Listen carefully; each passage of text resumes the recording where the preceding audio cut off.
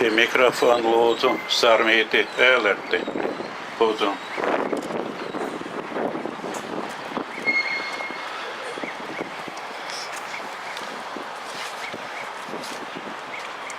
Godātie represētie, viņu tuvinieki, pēcteči. Šis datums, 25. marts, ne tikai šodien, bet uz laikiem paliks kā datums, kurā mēs pieminēsim nevainīgus cilvēkus un pieminēsim arī to, kas notiek ar tautu, ja ir pazaudēta sava valsts. Pieminēsim to, ka valsts, kura nevar aizstāvēt savus cilvēkus, šie cilvēki tiek vajāti, pazemoti un nogalināti.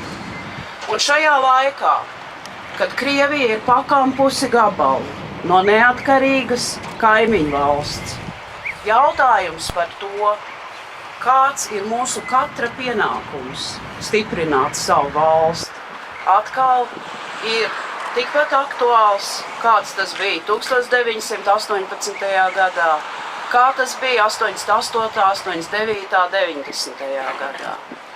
Mums ir vajadzīga savu valsts, lai mēs, kā jau tas Latvijas himnā ir teikts, varētu šeit mierā un laimē dzīvot. Es šodien šajā dienā pieminu arī savus vecvecākus, savu vecmāmu un vectēvu, kurus izsūtīja no stendas, tātad viņus savāca stendē, viņiem bija jākāp vilcienā, un viņu vilciens, tāpat kā daudz, gāja cauri šai stacijai.